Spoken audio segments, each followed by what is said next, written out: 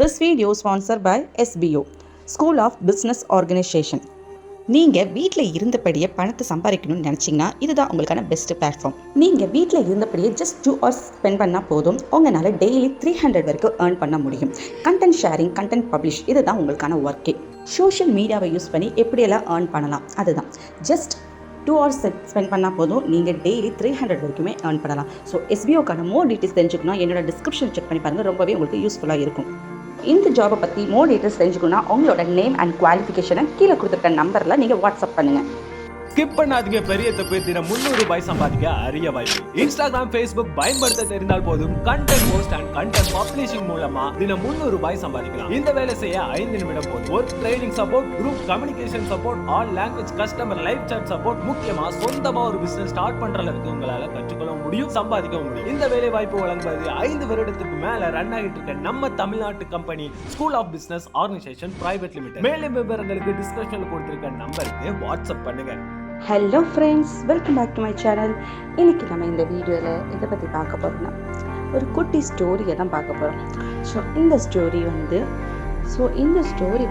ஒரு இம்பார்ட்டன்ட் கருத்தை வந்து நமக்கு பதிவு பண்ணும். இந்த ஸ்டோரியை ஸ்கிப்பாக நம்ம கடைசி வரைக்கும் பாருங்கள். கண்டிப்பாக லைக் பண்ணிட்டு ஷேர் பண்ணுங்கள், மறக்காமல் சப்ஸ்கிரைப் பண்ணுங்கள். வாங்க வீடியோக்குள்ளே போகலாம். ஒரு காட்டில் கம்பீரமான ஒரு சிங்கம் இருந்துச்சு. சிங்கனாலே நமக்கு எல்லாத்துக்குமே தெரியும், அதுதான் காட்டுக்கு ராஜா.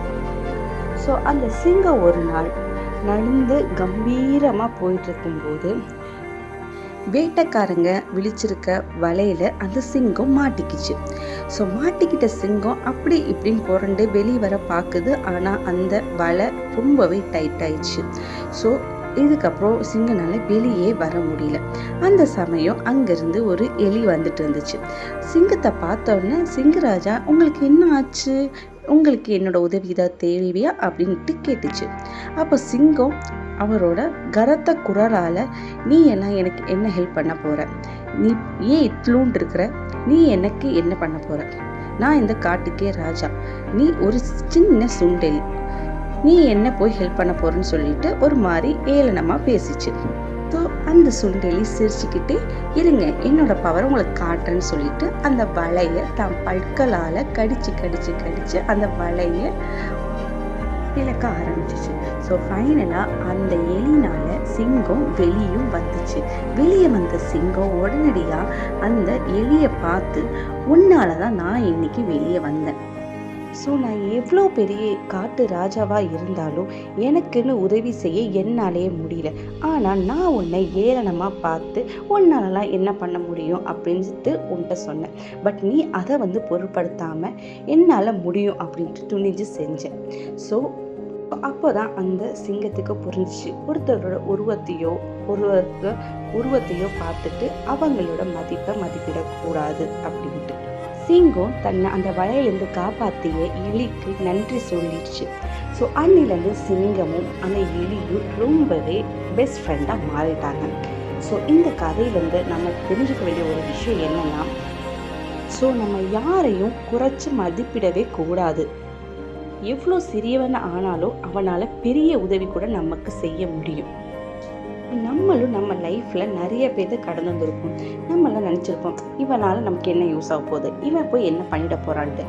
எப்பயுமே ஒன்று மட்டும் நினைவில் வச்சுக்கோங்க, நம்ம லைஃப்பில் நம்ம நினைக்கிற மாதிரி எதுவுமே நடக்காது.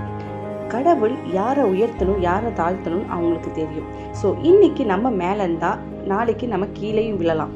இன்னைக்கு நம்ம கீழே இருந்தால் நாளைக்கு கடவுளால் நம்ம மேலேயும் ஏறலாம். தான் பெரியவன் அப்படின்னு சொல்லி அகம்பாவம் கொள்ளாமல் இருக்கிற வாழ்க்கையை சந்தோஷமாக எல்லாரும் சமம் என்று நினைத்து வாழ்ந்தால் போதும். நமக்கு கீழே யாரும் இல்லை, நமக்கு மேலேயும் யாரும் இல்லை, எல்லாத்துக்கும் சமம். யாரையும் குறைந்து மதிப்பிடாதீர்கள். சிறியவனானாலும் பெரிய உதவிகள் நம்மால் செய்ய முடியும். இந்த ஸ்டோரி உங்களுக்கு பிடிச்சிருந்தா லைக் பண்ணுங்கள், ஷேர் பண்ணுங்கள், கமெண்ட் பண்ணுங்கள், மறக்காமல் சப்ஸ்கிரைப் பண்ணுங்கள். தேங்க்ஸ் ஃபார் வாட்சிங்.